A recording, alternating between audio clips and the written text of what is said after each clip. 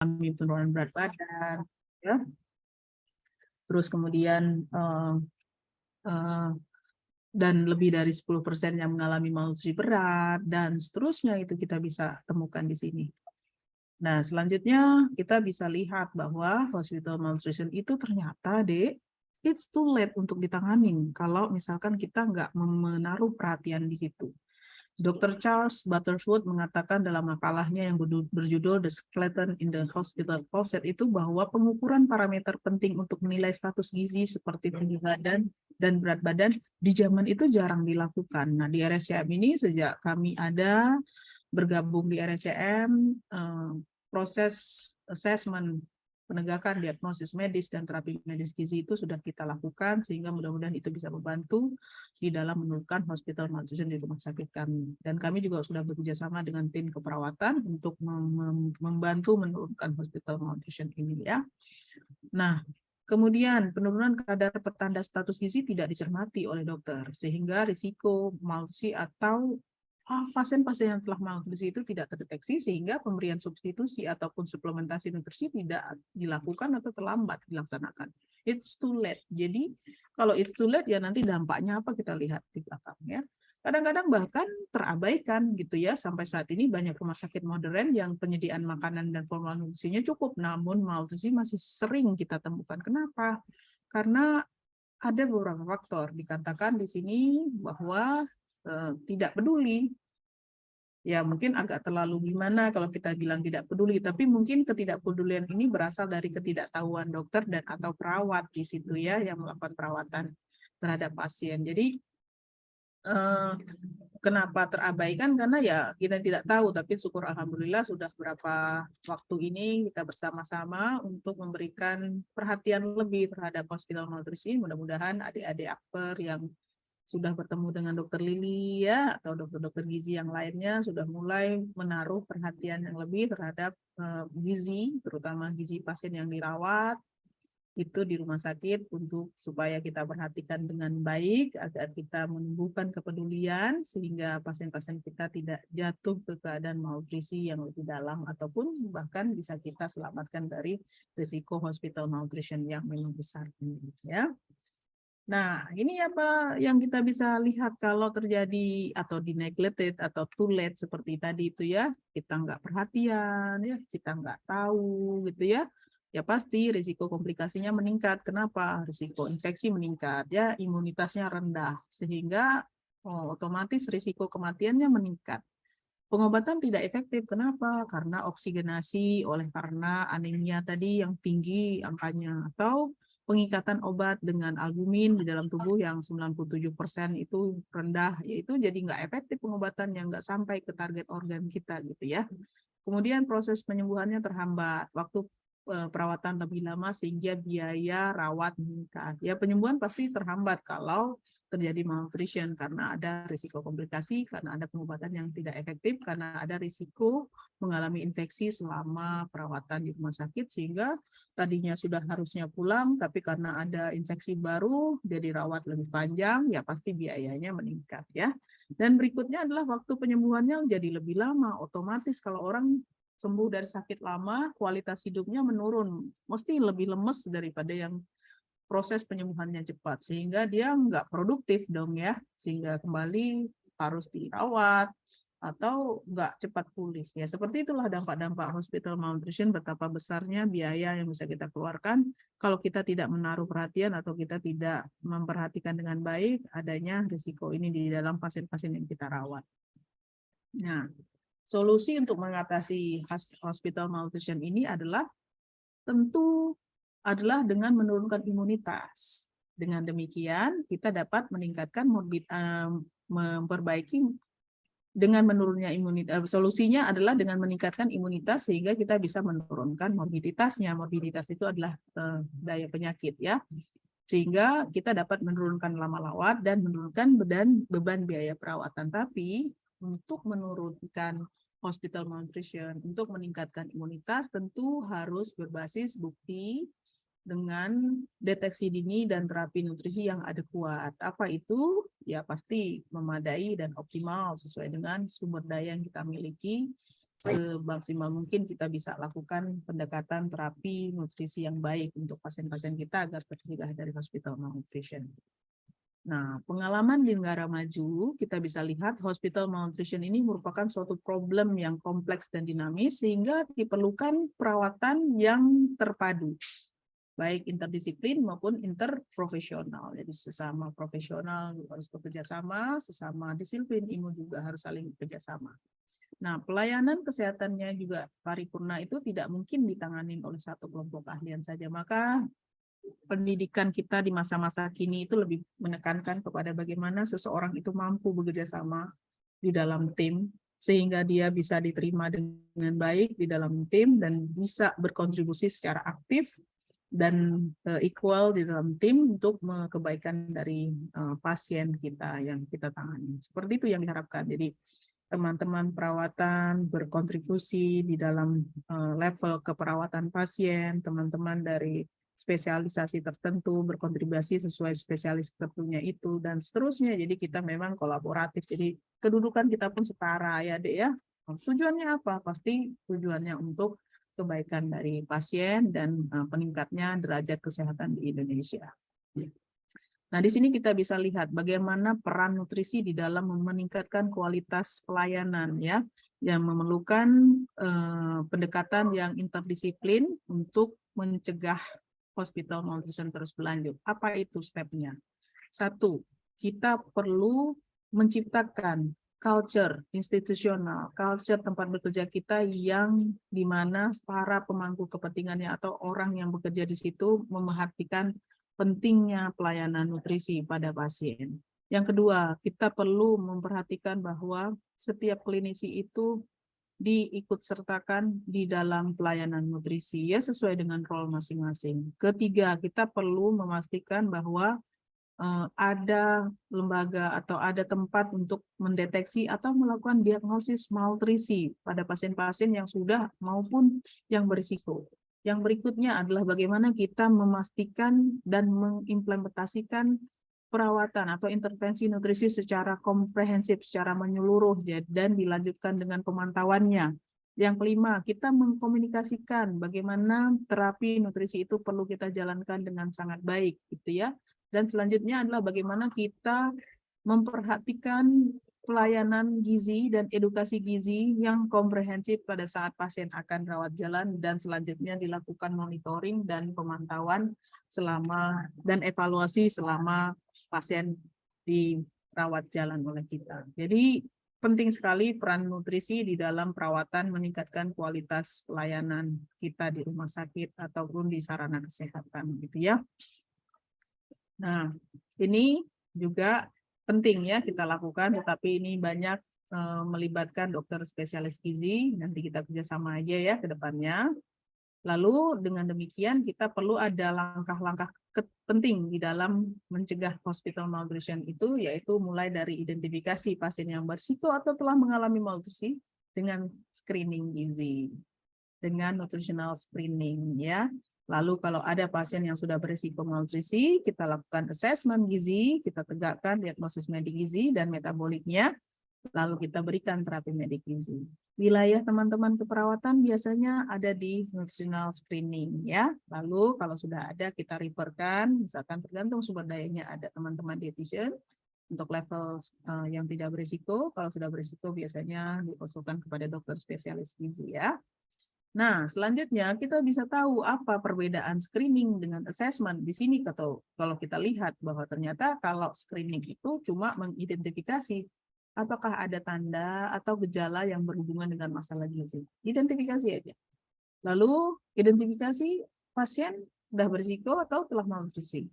Pokoknya untuk screen, kayak adik-adik lihat pasangan nih ya, kalau cewek lihat cowok di screen nih, kayaknya lucu deh gitu kan. Sama aja sebenarnya untuk nutritional screening ini ya. Oh, ternyata dari jauh kita bisa lihat ini pasien kayaknya berisiko malnutrisi. Oh, coba kita lihat dengan alat untuk mengukur risiko malnutrisinya. Oh, ternyata kita lihat ada parameternya. Oh, ternyata pasien ini mengalami risiko malnutrisi sehingga perlu dirujuk. Ya, seperti itu ya. Jadi tidak diperlukan keahlian khusus karena biasanya harusnya untuk screening mudah dilakukan oleh siapa saja ya. Tetapi dalam sebuah setting di rumah sakit untuk kaji awal biasanya screening gizi dan screening berbagai hal itu biasanya dilakukan oleh teman-teman dari keperawatan.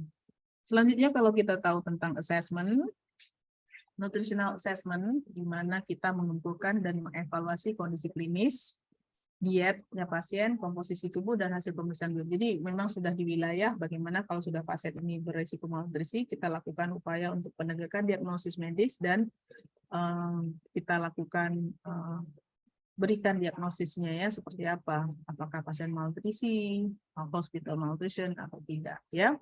Dan tentunya ini kalau sudah assessment diperlukan keahlian dan latar pendidikan gizi medis ya. Jadi kalau keperawatan tidak masuk ke wilayah assessment ini. Nah, ini kita bisa lihat bahwa proses screening ini adalah dilakukan secara sederhana. Misalnya kita tahu adanya perubahan berat badan, ya, perubahan berat badan, perubahan asupan makanan, keluhan yang berhubungan dengan fungsi saluran cerna, misalnya ada mual, muntah, diare, kembung, dan seterusnya, ya, atau perdarahan dan lain-lainnya itu memang perlu kita lihat. Oh, ternyata kalau di screen ini kayaknya pasiennya ini berdarah dok, ininya melena atau seterusnya. Jadi kita juga perlu perhatian untuk menyetop nutrisi dan menggantinya dengan nutrisi yang tidak melewati saluran cerna, gitu ya. Nah, pasien juga dapat dinyatakan risiko malnutrisi bila ada penurunan berat badan yang tidak direncanakan. Kalau misalkan di atas 10% dalam waktu 6 bulan terakhir, ya tentunya itu sudah dianggap sebagai berisiko malnutrisi ya. Lebih dari 5% pada waktu 1 bulan terakhir juga sama ya. Asupan makanan yang tidak adekuat dalam 5 hari terakhir itu juga harus kita cermati ya. Jadi kalau ada pasien admisi ke kita di IGD atau dirawat jalan, maka kita perlu memperhatikan pasien ini bisa nggak menghabiskan makanannya secara normal dalam waktu 5 hari. Tapi kalau misalkan dia jauh, aduh cuma habis setengah atau seperempat, ya itu sudah berarti suatu indikasi adanya risiko malnutrisi ya. Kita perlu perhatikan dengan tools. Dilihat skornya, screeningnya bagaimana. Tentu saja alat bantu penapisan ini harus dilakukan secara valid dan reliable ya. Harus sensitif dan spesifik. Harus bisa dilakukan oleh siapa aja kalau screening ya. Mudah, nyaman, cepat gitu ya. Dan sangat penting dalam menapis pasien-pasien yang memerlukan assessment atau penentuan diagnosis gizi yang lebih lanjut. Jadi memang harus ditapis. Alatnya bagaimana ini? Kalau adik-adik nanti sudah ke klinis, sudah ke bangsal-bangsal, di rumah sakit berbeda, bisa saja menemukan alat yang berbeda. Misalkan di RSCM kita menggunakan Malnutrition Screening Tools, poin yang nomor 5 ini. Tapi kalau kita di Rumah Sakit Umum Tangerang, kita menemukan toolsnya yang disebut dengan MUST, Malnutrition Universal Screening Tools. Atau di rumah sakit-sakit lain juga bisa menggunakan SDA. Jadi tergantung sumber daya yang tersedia di sana. Karena intinya mudah untuk dilakukan siapapun yang ada di situ.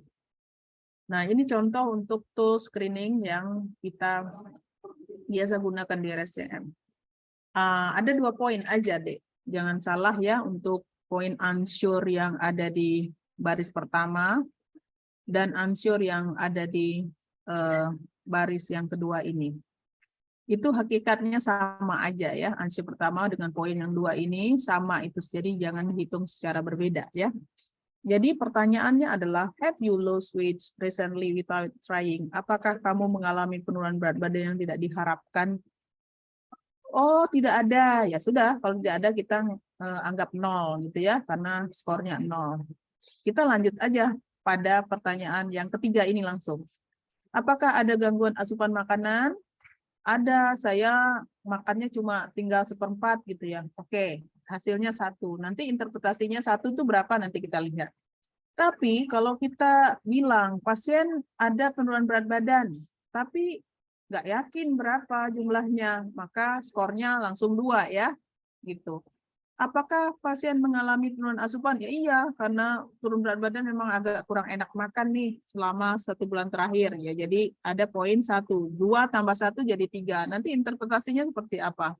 Tapi kalau pasien bisa menyampaikan bahwa, dok dulu berat sebulan yang lalu berat saya 40, tapi sekarang jadi 35 dokter, sehingga penurunan berat badannya menjadi 5 kilo dalam waktu 1 bulan itu, sehingga dikatakan pasien skornya 1. Hanya 1 bulan terakhir dia turun, ya udah berarti 6 bulan terakhir itu dia dianggap 1 skornya. Kalau skornya 20 kilo dokter, berarti skornya 4, ya kayak gitu. Jadi jangan salah antara poin yang 1 ini dengan poin yang kedua, itu hanyalah penjelasan lebih lanjut saja. Nah, ini kalau ini penurunan lain kalau memang pemicu yang diberikan atau pasien yang di Indonesia kan rata-rata menggunakan kilogram. Tapi kalau misalkan kamu jadi perawat di luar negeri nih Dek, ya kan, satuannya ternyata LB gitu ya. Berapa pounds gitu ya, hilang berat badannya gitu ya. 23 pounds berarti kamu harus kalikan dengan 0,45, jadi kira-kira 10 gitu ya, 10 kilogram, berarti 2 skornya gitu ya kira-kira. Kalau dia sudah dalam satuannya kilogram, tidak perlu dikonversikan lagi menjadi kilogram ya. Jadi 1 LB sama dengan 0,454 kilogram itu adalah konversi untuk satuan pound ke kilogram ya. Jadi interpretasinya apabila MST-nya 0 atau 1 ya nggak ada risiko. Jadi makan baik-baik aja gitu ya, nggak ada penurunan asupan ya. Jadi jika perawatannya melebihi dari 7 hari, maka di hari ke-7 dilakukan rescreening lagi ya. Apakah pasien sudah ada penurunan asupan selama perawatan yang membuat pasien berisiko. Kalau ada ternyata kita perlu lakukan assessment lebih lanjut ya. Jadi teman-teman keperawatan diulang lagi 7 hari kemudian gitu. Tapi kalau dia sudah berisiko malnutrisi, misalkan skor MST-nya kita ketemu 2 atau lebih gitu ya, maka harus dilakukan assessment dalam waktu 24 jam ya. Berikutnya gitu ya, dan reassessment lagi, rescreening lanjut dilakukan oleh dietitian atau dokter spesialis gizi klinik yang bertugas untuk melakukan perawatan pasien. Jadi kira-kira begitu implementasinya ya Dek ya. Nah, sekarang kita lihat peran keperawatan dalam menurunkan hospital malnutrition itu di mananya. Dari Ibu Natasha Franklin mengatakan bahwa sangat berperan penting di dalam menentukan screening atau melakukan screening malnutrisinya. Di sini kita highlight dari pernyataan itu bahwa dikatakan nurse are in the prime position to perform malnutrition screening as part of their holistic patient admission assessment. Jadi perlu dilakukan screening nutrisi pada saat kaji awal ya Dek. Jadi teman-teman keperawatan biasanya juga sudah berjalan di RSCM seperti ini atau di Rumah Sakit Tangerang yang saya tahu. Jadi setiap pasien masuk dilakukan kaji awal termasuk screening hospital malnutrition-nya itu dengan tools masing-masing yang sesuai berlaku di rumah sakit masing-masing. Misalnya kalau di RSCM menggunakan MST tadi. Selain itu juga Ibu Natasha menyatakan bahwa nurse itu sangat penting perannya di dalam memastikan screening pasien dan bagaimana pelayanan nutrisi itu berjalan dengan baik gitu ya. Jadi memastikan apakah dietnya berjalan sesuai ataukah pasien sudah makan atau belum dan seterusnya ya, dan mencatat berapa banyak yang habis gitu ya. Nah, di sini juga suatu review artikel yang dikeluarkan pada tahun 2016 juga dikatakan bahwa nurse itu diperlukan untuk mengidentifikasi risiko malnutrisi di rumah sakit gitu ya. Jadi memang screening yang efektif itu dapat dilakukan oleh nurse dengan waktu yang singkat gitu ya, dan tidak memerlukan keahlian yang khusus untuk membantu mencegah hospital malnutrition. Itu bisa cepat dilakukan ya. Jadi terbukti ya di berbagai ulasan yang kita temukan di jurnal itu ternyata teman-teman keperawatan itu punya peran penting di dalam mengentaskan hospital malnutrisi terutama di bidang screening gizi. Di sini juga bahwa ternyata kita disimpulkan dari Bapak Jefferies ini mengatakan bahwa peran penting dari keperawatan itu dalam membantu menurunkan hospital malnutrition itu tapi kesuksesan implementasinya hanya terjadi apabila dilakukan dalam tim yang multidisiplin. Jadi nggak hanya bisa oleh satu orang keperawatan aja. Perawatan sudah bagus banget nih screening ya, tapi ternyata infrastruktur yang lain tidak bagus. Multidisiplin timnya nggak care gitu ya, itu repot juga. Jadi memang di zaman-zaman sekarang itu diperlukan case manager kalau memang pasien itu multidisiplin sehingga semua kebutuhan pasien sampai ke nutrisinya dapat terlayani dengan baik ya.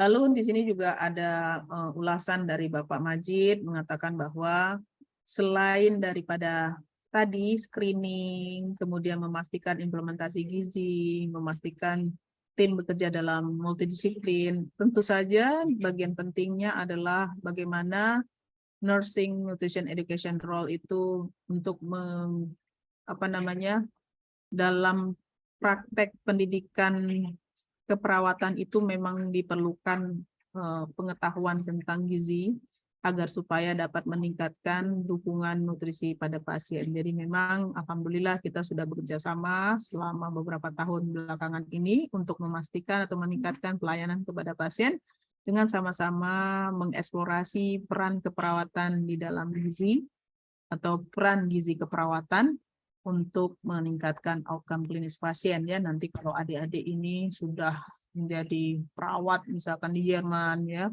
atau perawat di Jepang gitu ya, perawat di Qatar misalkan, perawat di Dubai itu ya, dia sudah sangat, kalian teman-teman sudah sangat terlatih bagaimana memberikan nutrisi yang bagus, melakukan screening, mendeteksi sejak dini risiko-risiko yang bisa menyebabkan pasien itu jatuh ke keadaan malnutrisi sehingga pasien dapat diberikan tata laksana dan implementasi yang lebih kuat gitu ya. Jadi secara umum berdasarkan jurnal yang tadi kita sudah baca bersama bahwa peran keperawatan dalam hospital malnutrition itu ada beberapa wilayah, yaitu screening tadi, terus kemudian memastikan terapi gizinya berjalan dengan baik sesuai dengan target, dan termasuk mengembangkan gimana metode dan prosedur yang paling efektif yang dapat diterapkan di rumah sakit itu agar supaya pasien dapat memenuhi target kebutuhan nutrisi. Ini juga bisa masuk di wilayah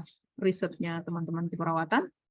Lalu bekerja dalam tim, ya tentu saja memastikan tim bekerja dengan baik sehingga pasien terlayani dengan baik dan mengembangkan pendidikan nutrisi bidang keperawatan. Ya, mudah-mudahan saya bisa bekerja sama terus-menerus dengan Bu Omi dan tim dari Akbar Kementerian Kesehatan untuk mengembangkan pendidikan nutrisi bidang keperawatan ya Dek, mohon doanya selalu.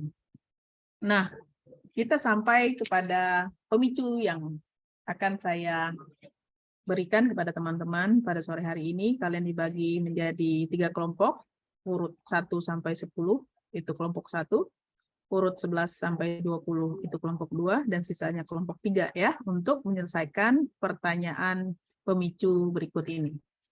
1, pasien laki-laki 56 tahun masuk rumah sakit dengan rencana operasi kanker lambung atau kanker gaster. Pasien mengalami penurunan berat badan sebanyak 23 kilo dalam waktu 6 bulan terakhir.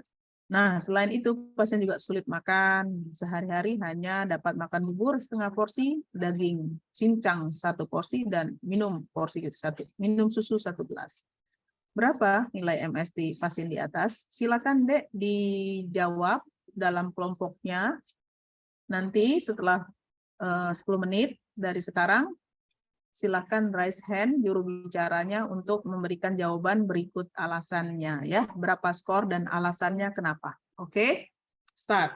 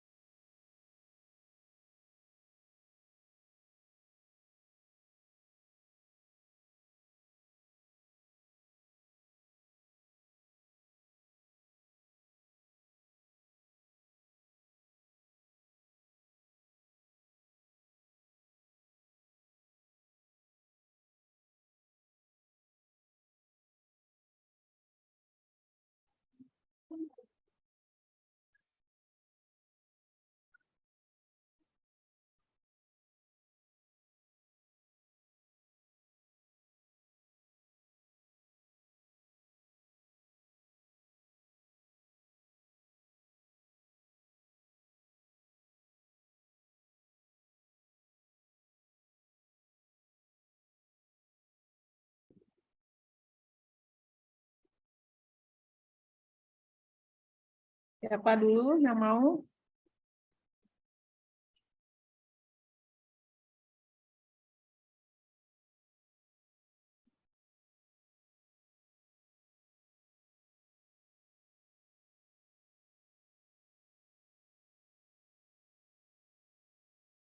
Oke, siapa yang mau raise hand? Siapa dulu? Kelompok 1 atau 3 atau 2 dulu? Silakan.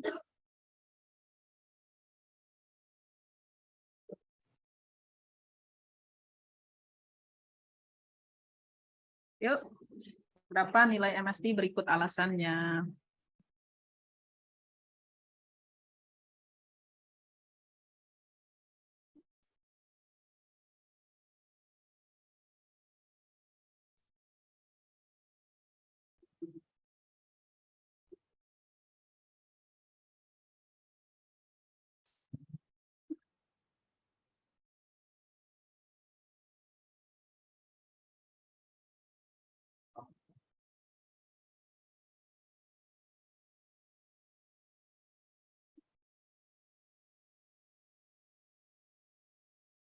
Benar-benar. Yuk, gimana yuk? Siapa? Lilis Nur Fitria mau jawab? Dari kelompok mana? Oh ya ini, dari siapa nih? Nashwa, mau jawab dek?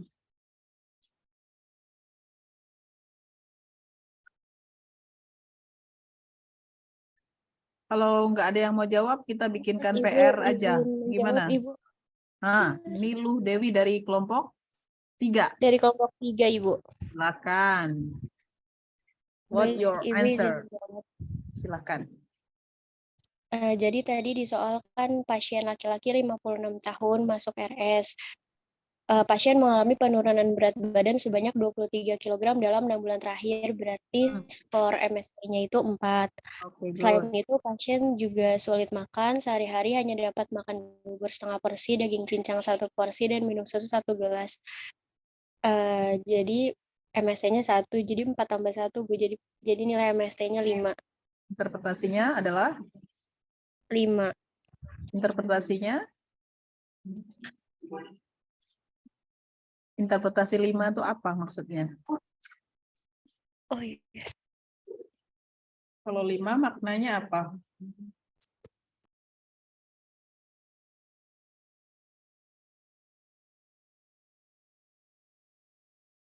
Beresiko malnutrisi, Bu.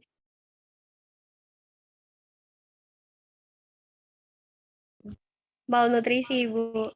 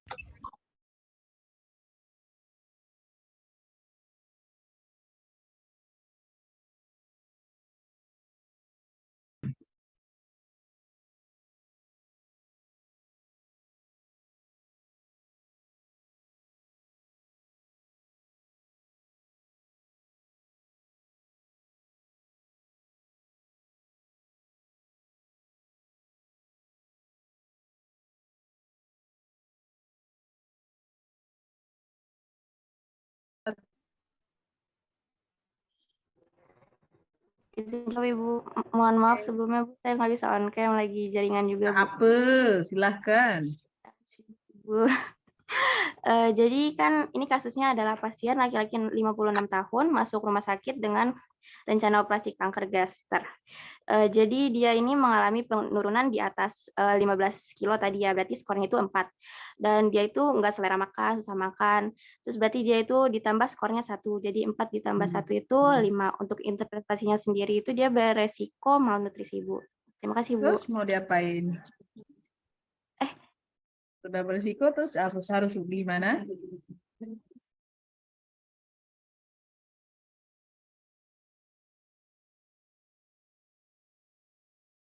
Terus dilakukan rujukan ke dokter spesialis gizi atau kalau nggak ada boleh ke dietitian ya untuk dilakukan lebih lanjut. Kayaknya ketiga kelompok sepakat ya dengan itu, maka kayaknya sudah paham itu ya untuk menentukan risiko malnutrisi sehingga nanti kalau ada soal ujian keluar udah pada bisa pasti kelas ini langsung dapat nilai penuh ya kalau untuk soal itu ya. Oke. Alhamdulillah sudah selesai. Apakah adik-adik semuanya ada pertanyaan yang masih mengganjal ingin ditanyakan? Monggo kami persilakan. Silakan siapa yang raise hand ini? Bu Jihan. Please.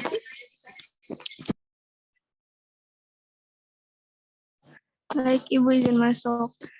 Saya Jana Putri, izin bertanya Ibu. Untuk MST ini kan dari kilogram ya Bu. Kalau dari PONS itu hasilnya resikonya tetap sama atau? Sama dong. Sama ya Bu? Ya, tadi saya udah hitung, cuman skornya beda, cuman nggak usah salah berarti itu deh. Kalau dalam kilogram pakai tools yang kilogram aja ya untuk orang Indonesia ya, nggak usah diubah lagi ya. Oke? Sip. Baik, terima kasih Bu. Ada lagi yang mau ditanyain? Ada lagi yang mau bertanya? Kalau enggak, saya yang bertanya. Nah. Bapak Adi. Mana Bapak Adi? Pak Adi, mana Pak Adi? Hadir Ibu. Hadir. Ada yang mau ditanyakan Pak Adi? Sudah cukup Bu. Cukup ya. Nanti kalau soal ujian udah benar ya. Insya Allah ya. Oke, ada yang mau ditanyakan lagi enggak? Bu Evi. Evi Inaya. Udah bisa? Bisa Evi? Izin jawab Bu, iya sudah cukup Bu. Alhamdulillah. Oke deh, kalau perwakilannya sudah pada bisa semua, ya berarti kita wayahnya untuk pulang dong. Izin Gimana? masuk Ibu. Oh ya, silakan. Siapa ini? Sabrina. Oke, monggo. Ya, izin masuk Ibu, sebelumnya saya Sabrina dari kelompok ya. Izin tanya Ibu untuk ketentuan dari range malnutrisi yang pounds maupun kilogram itu ada nggak Bu? Kayak misalkan lewat dari angka 5 nih udah harus ada tindak lanjut atau udah beresiko malnutrisi gitu Bu? Tadi kan sudah tuh, kelompok 2 bisa menjawab dengan lengkap itu bahwa sudah lebih dari 2, maka perlu dilakukan rujuk ke dokter spesialis gizi atau dietitian.